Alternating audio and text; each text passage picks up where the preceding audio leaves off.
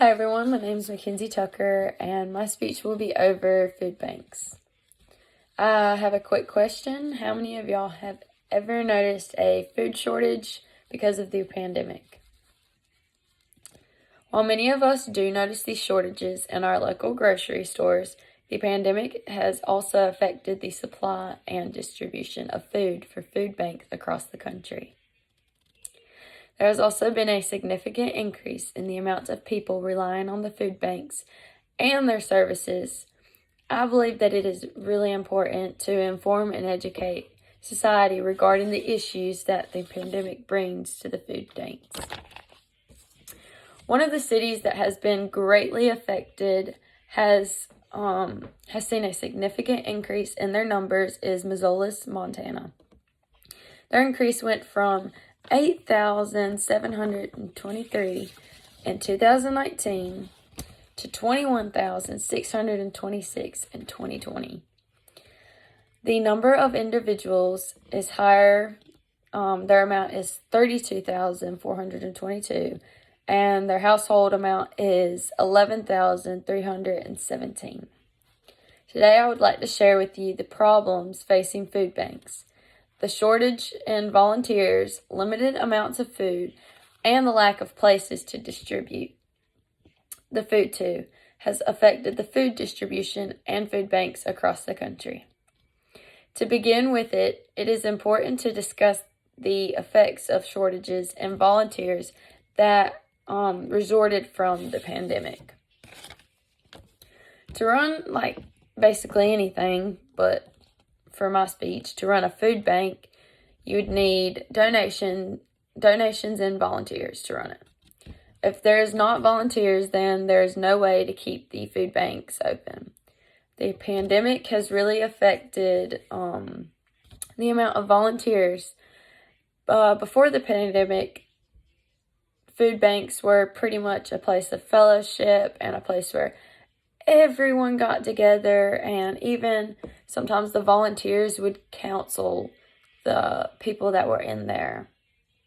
And as they were doing this, they were also passing out the food packages and stuff, but COVID really kind of changed that. So as a result, they had to have many more regulations, and that was with administrative staff, they'd have to work from home. And they also had to create what a lot of us know today is curbside pickup. So curbside pickup is when you'd basically go there if you didn't want to go in because of the pandemic, which I know my mom did a lot. They'd bring out your food and stuff and put it in your vehicle. So anyways, many families would line up their cars around the facility, and the volunteers would put it in their cars, either in the back seat or the trunk, like I said. And people without a vehicle, they had to incorporate a thing called the walkway. It was where they could walk in, grab their packages, and then leave. So really, it's like curbside pickup, but they don't bring it to your car. You just walk in and grab it instead of looking around with a lot of people close to you. And you just get your stuff and go.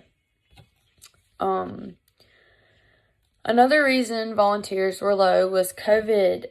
Everyone was catching it. So I know where I used to work, I caught COVID and I had to quarantine, and all the other people had to quarantine. So that's the same thing.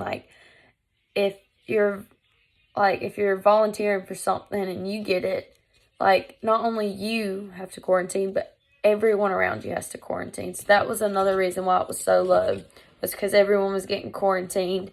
And then they would also bring in new staff and stuff. So for example, according to Missoula's Food Bank and Community Center, volunteers in 2020 were reduced from 9,005 to 1,513.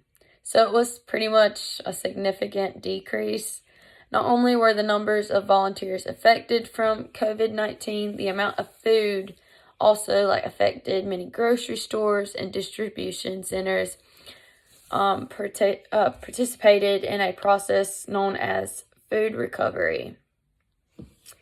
And food recovery, that's when excess amount of food in the bank or in the back or storage units keep from going rampant or from messing up, they'll donate it to the food banks and stuff. Since many restaurants closed due to COVID-19 and having short staff, there was no food to donate, and also the grocery store shelves were empty, and many people were buying surplus items. So that's like amount of food or items off the shelves, and it was also affected by the delivery drivers. That's because maybe the drivers couldn't deliver the food that day. It was just really hard. So all this left a lot of issues with a food bank not having access to food. So they had to come up with an alternative way to have access to food. So they would use donations to go to the grocery store themselves, and they would buy food off the shelves. Another way that they were able to get food was food publicity. This is when events that acknowledged like the issues that food banks were having. One publicity event was when the founder of Amazon, Jeff Bezos, donated $1 million to Feeding America. And that's the largest network donation or network distribution, and this brought in lots of publicity and helped acknowledge like the issue that food banks were having. The last issue affecting food distribution and is a number of like places to distribute the food to. So before the pandemic, the food banks were pretty much spread throughout cities, and after the pandemic and the limited number of volunteers that they had to narrow it down to one place in the city. So the amount of distribution places really were limited, so this left many homeless people and elder people who relied on food to not have access to as many facilities to get their meals that they depended on a daily basis. And so they also had to use curbside pickup and other methods to organize and distribute like this food. In conclusion, COVID-19 created many challenges and issues that greatly affected the food banks. The pandemic affected the number of volunteers, the supply of food, and the distribution process. Through many problems the food banks had, they preserved and remained a constant source for the families and individuals who are in need.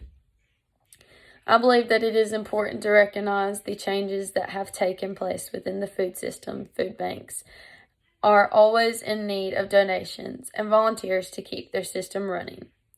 So please be active in your community and see how you can help your local organizations.